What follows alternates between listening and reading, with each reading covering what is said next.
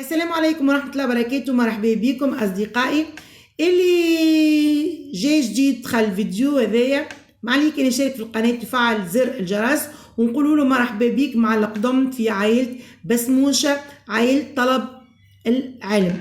أصدقائي المهتمين بالقانون واللي تدرسوا سنة أولى، حكينا في الفيديو اللي فات عن النظرية العامة للقانون باش نعطيكم تلخيص موجز على حكاية، وقلنا انه بعض الفقهاء قال يحب يسميها مدخل لدراسة القانون، وقلنا انه النظرية ما يعنيش الطابع الشكلي متاعها بل تجمع الأصول والثوابت التي ينبني عليها كل النظام القانوني الوضعي.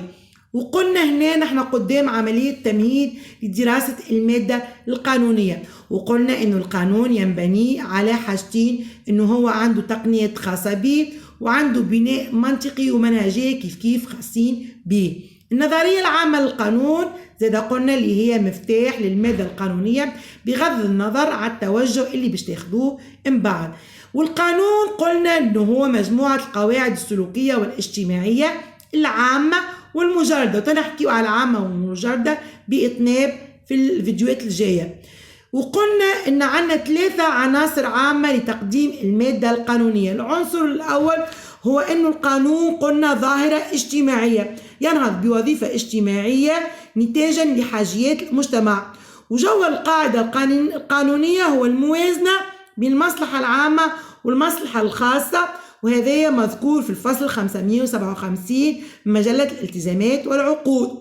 في العنصر الثاني انه قلنا انه القانون معرفة متطورة، وتسألنا يندرا هو علم ولا فن، وحسمنا النزاع مع فرانسوا جيني اللي أكد انه القانون علم وصياغة. وقلنا في عنصر ثالث ان القانون أداة فعل ما يقفش عند حدود الواضعين متاعه، بل نحتاجه باش نطبقوه واحيانا باش نفسروه عن طريق السلطة القضائية. والمخاطبين بأحكام هالقانون هذايا باش يسعوا للاستفادة من تلك الأحكام، وبذلك تخرج القاعدة القانونية من طابع الجمود إلى الحياة. وزاد قلنا في الفيديو اللي فات انه رغم اختلاف الفقهاء في تقديم النظرية العامة للقانون ورغم اختلافهم ذلك في تقسيم فروعه، لكنهم التقاوا كلهم عن دراسة القانون في 4 عناصر. المبحث الأول مفهوم القانون، ثانيا مصادره، ثالثا تطبيقه، ورابعا طرق تفسيره. وتوا باش ندخلوا في المحور الأول والمبحث الأول أو الفصل الأول مفهوم القانون. أول حاجة تشاركوا في القناة كما قلت لكم وركزوا معايا بالكدا، ومعاكم ستيلو ورقة باش تحطوا العناوين الكبرى، خاطر قبل ما ندخل في التفصيلات باش نعطيكم العناوين الكبرى وتفريعاتها اللي بتخرج منها.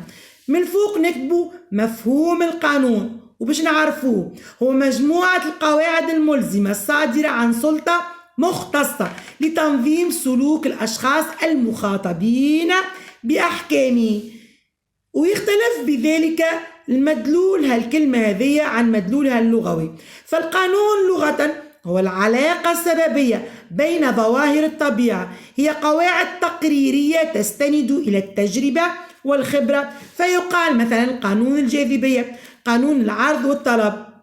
وهنا الدلالة اللغوية للقانون تلتقي مع مدلوله التقني الذي يفيد الاستقامة والسلوك السوي، وهو ما يطابق مدلول اللفظ الفرنسي غاجل، حتى أن المشرع المغربي مثلا يسمي بعض فصوله المسطرة القانونية. أما في المادة القانونية فإن مفهوم القانون عنده دلالتان، دلالة عامة ودلالة تقنية ضيقة. الدلالة العامة أو من نجم نقول الاصطلاح العام هو يشمل كل القواعد الوضعية مهما تكون مرتبتها، دستورية، أساسية، عادية، أوامر، قرارات ترتيبية، وهي تشكل الضوابط اللي تحكم العلاقات البشرية بصفة إلزامية، كما عندنا القانون التونسي، القانون الفرنسي وغيرها من القوانين كل بلاد. الدلالة الثانية هي الدلالة التقنية الضيقة أو الاصطلاح الضيق. هنا عندنا النص التشريعي المكتوب الصادر عن السلطة المختصة لتنظيم مجال محدد في شكل قانون. مثال عنا قانون الشغل، قانون الشركات، قانون الجنسية، القانون الانتخابي، ويقابل هنا مفردة لوا. في الدلالة العامة المفرد أو الاصطلاح تقابلها مفردة كما قلنا بالفرنسي دروا. في الدلالة التقنية الضيقة عنا لوا. دروا هي دلالة عامة، واللوا دلالة تقنية ضيقة أو اصطلاح ضيق. إذا كان النظام القانوني ينبني على جملة من المفاهيم المركزية، عنا المفاهيم هذه: الحق، الشخصية القانونية، الذمة المالية، حسن النية، عدم الرجعية، المسؤولية، فإن القانون يمثل في حد ذاته مفهوما حريا بالدراسة قبل ما نبدأ دراسة أي حاجة وأي مصطلح قانوني. وتم معالجة هذا المفهوم من خلال الجزء المكون له، أي القاعدة القانونية. والقاعدة القانونية عندها جملة من الخصائص التقليدية. باش نطرقوا هنا في المادة نتاعنا في مبحث أول باش نحكيو على خصائص القاعدة القانونية، مبحث ثالث باش نحكيو عن تمييز القاعدة القانونية عن القيم المثالية. في خصائص القاعدة القانونية عندها جملة من الخصائص التقليدية، وفي تمييز القاعدة القانونية عن القيم المثالية معناتها باش نميزوها عن القواعد السلوكية الأخرى اللي تنظم المجتمع، تنجم هي بدها تنظم المجتمع. توا باش ندخل المبحث الأول، حاولوا تكتبوا في ورقة تفريعات متاعه ومن بعد ندخلوا لها بالتفصيل. باش تحطوا المبحث الأول خصائص القاعدة القانونية. باش نقول لكم جملة هذه من بعد باش نقسموها إلى 3 أجزاء. خصائص القاعدة القانونية هي قاعدة سلوك اجتماعي: 1. تصاغ في شكل عام ومجرد. 2. وتتخذ طابعها الإلزامي. 3. توا هذوما الجملة هذه قسمناها ل3 أجزاء. أولا باش نكتبوا القاعدة القانونية قاعدة سلوك اجتماعي، وهل الواحد الصغير هذا باش نخرجوا منه 4 تفريعات. القاعدة القانونية بما هي إباحة، ثانيا أمر، ثالثا منع، ورابعا ترتيب آثار قانوني.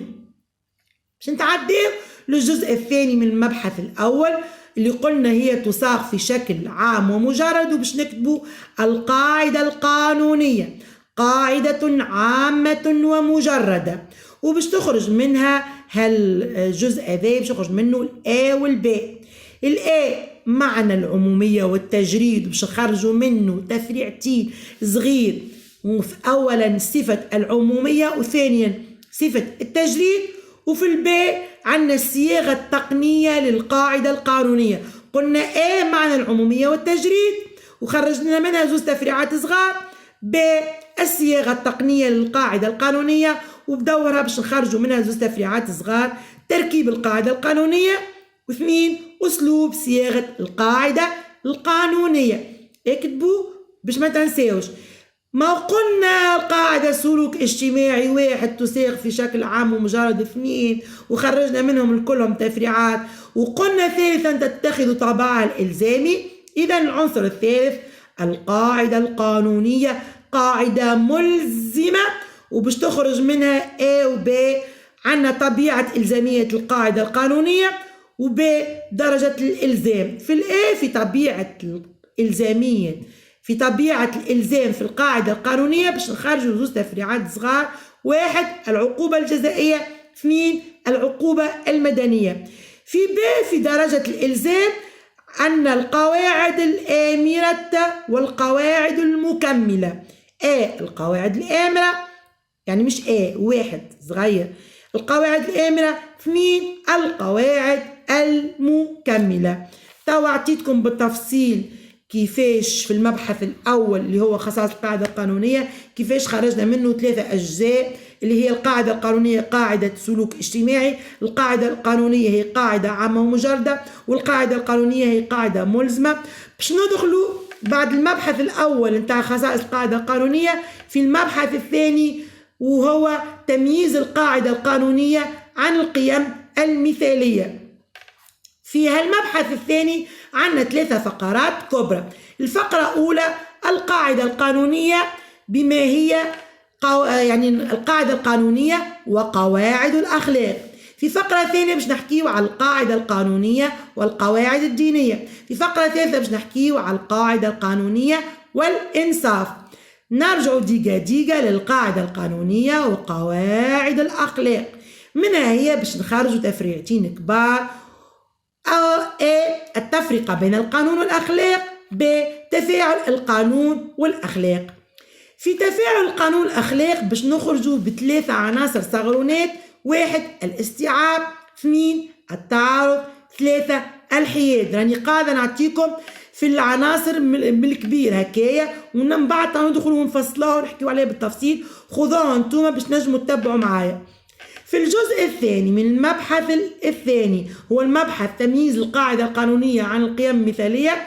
عندنا الفقرة الكبيرة الثانية القاعدة القانونية والقواعد الدينية. منها هي باش تخرج تفريعات كبار.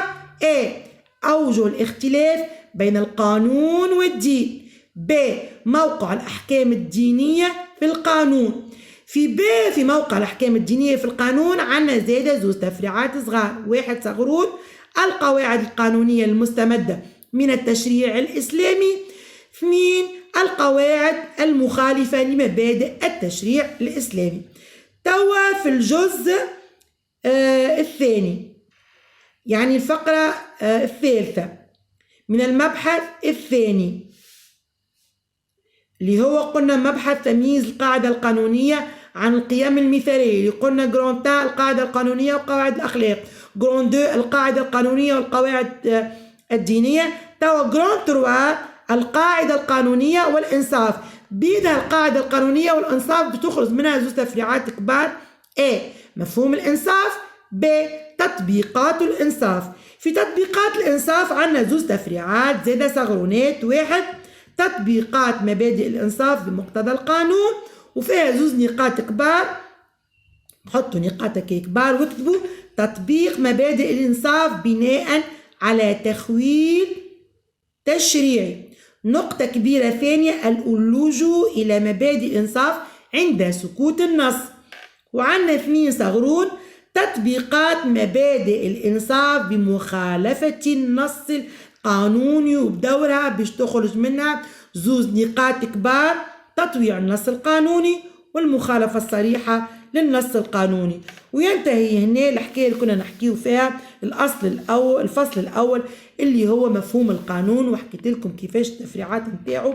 ومن بعد في المستقبل باش نحكيو على الفصول الأخرى الباقية اللي هي مصادر القانون وتطبيقاته وطرق تفسيري. أما توا خلينا في الفصل الأول اللي هو مفهوم القانون، وعطيتكم كما قلت لكم العناصر الكبيرة نتاعو، وتوا باش ندخلوا في التفسير نتاعو لازمنا نفسروه. المبحث الأول كما قلنا باش نبداو هو خصائص القاعدة القانونية.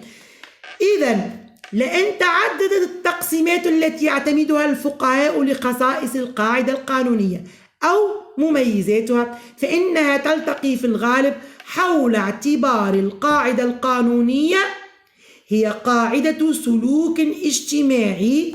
هذا باش نحكيو عليه في فقرة أولى.